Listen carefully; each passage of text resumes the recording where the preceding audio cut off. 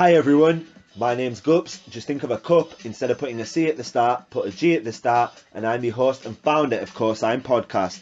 For those of you that don't know, in my normal Monday to Friday, 9 to 5 day-to-day role, I'm an employment coach. What that basically means is I help my customers access employment opportunities. It can be anything from full-time work, part-time work, apprenticeships, training opportunities, voluntary opportunities, or even accessing academic opportunities if needed. Now, there's a number of different things that I help customers with, from creating and developing their CV and covering letters, to completing job application forms, to preparing for job interviews, or even developing life skills such as confidence building and communication skills. Today, I'd like to speak to you guys, the listeners, about how to actually write a CV.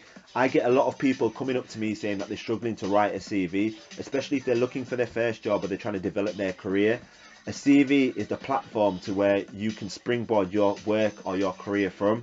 So hopefully over the next couple of minutes, you'll be able to find out how to create a basic CV, if not how to maximize the full potential of your CV. So what is a CV? Well, a CV is defined as the course of life in Latin. If you Google what a CV is, Google will tell you a CV is an abbreviation for a curriculum vitae. It shows a brief account of a person's education, qualifications and previous job roles. It's generally sent in with a job application. Now, to me, a CV is a two-page document that reflects who you are, what you've done and where you want to go. So what actually goes into a CV? To begin with, you don't need to put CV or curriculum vitae at the top of your CV. When you hand it into a potential employer, they'll already know what it is, so you don't need to state the obvious to them. The first thing that you actually want at the top of your CV is going to be your contact details. It's going to be your full name, your full address, your primary contact number, whether that's your mobile number or your landline, followed by your email address. Avoid putting things like your date of birth or your gender on there, because you could get discriminated by them, and it's not necessary information that needs to be on your CV. Now, once you've done your contact details, the next thing that you want there is your personal profile. Your personal profile is 4 to 5 lines of a short paragraph that highlight who you are, what you've done and where you want to go. This is going to be the first thing a potential employer reads, so you want it to be capturing and engaging. Make sure you give good examples to put some meat around the bone and put some substance into your personal profile. Once you've done your personal profile, you may have your key skills just under that. Your key skills are generally a bunch of bullet points that highlight personal skills or work skills that you can offer a potential employer. A lot of people just tend to list these instead of actually giving an example to justify how it's a key skill or how it's going to benefit an organisation.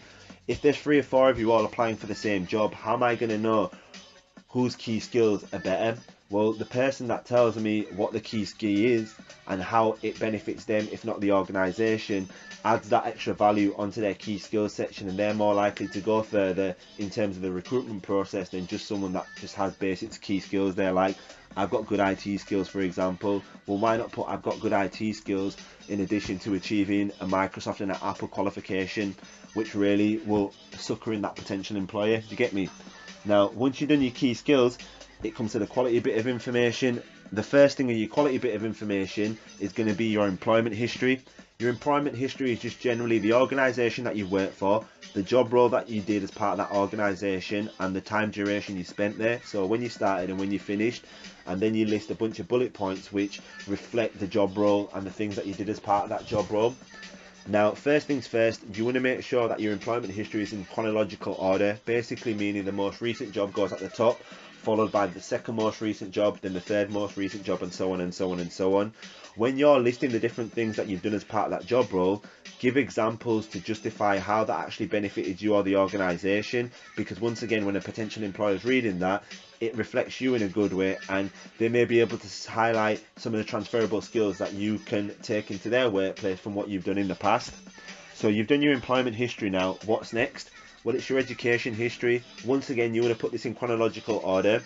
All your education history is the institute that you've studied at, the qualifications you've achieved at that institute, and the time duration you spent there. So when you started and when you finished, you ideally want to start from a minimum of a GCSE level in terms of your qualification. So what you've achieved from secondary school, then possibly sixth form or college, then university, or any further education that you've got from that point. It shows a potential employer the fact that you have got the willingness and the capability to still learn and develop your skills, abilities, knowledge and experience, and once again it will reflect you in a positive way to that potential employer. So we've got your contact details, we've got your personal profile, we've got your employment history, and we've got your education history out of the way. What's actually next on your CV then? Well, the last couple of bits are things like your hobbies and interests. Your hobbies and interest is a personal reflection of the things that you like doing outside of work. It could be watching movies, playing sports, reading books, whatever it is, but to a potential employer, they get to see you from a different light, not from the ideal candidate to fill in that vacant job role, but they get to see you for what you like outside of work. Once again, if you're going to tell a potential employer that you do like reading books, you do like playing sports, just go that extra mile and say, what type of books do you like reading and why? What type of sports do you like playing and why? Or what type of movies do you like watching and why? Is there a specific genre that you're interested in? Because things like this create a better overall picture to a potential employer of what you're like. So once you've done your hobbies and interests, the last thing that you want on your CV is going to be your references. Now your references are just generally two people, ideally two professional employers that can vouch for you and give a good positive reference on your behalf. If you ideally don't have two potential employers, you can chop and change by having one academic or one personal reference and one employer. But if you don't have employers at all, you may just want to use a personal reference and an academic reference. That should once again be able to speak on your behalf and tell a potential employer what you're capable of doing and what you could bring to their organisation. Now that's how you structure a basic CV. Here's a couple of hints and tips that I'll give you for free.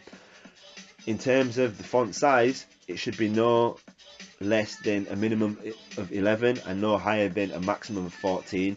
Anything too little or too high in terms of your font size may be too difficult for a potential employer to read, so they may just disregard your CV to begin with. And when it comes to the font style, I know a lot of people like being creative on the CV because it's reflecting them at the end of the day, but keep it to the basics. Use Calibra, use Arial, or use Times New Roman as your font. Anything else may be classed as too creative and once again may be classed as unprofessional to a potential employer who may disregard your CV. Now apart from that, just make sure that the format and the structure is consistent all the way through. Use headings and subheadings to really break up your CV and make it look a lot more clear for a potential employer to read. Apart from that, they're my hints and tips. I hope you find it useful. If you guys do need any more help or information about how to write or develop your CV, feel free to hit me up. My website is www.cosignent.com, or alternatively you could follow me or get at me at Twitter or Instagram, which is at @cosign_ent. Apart from that, have a good day, have a good weekend, and peace out.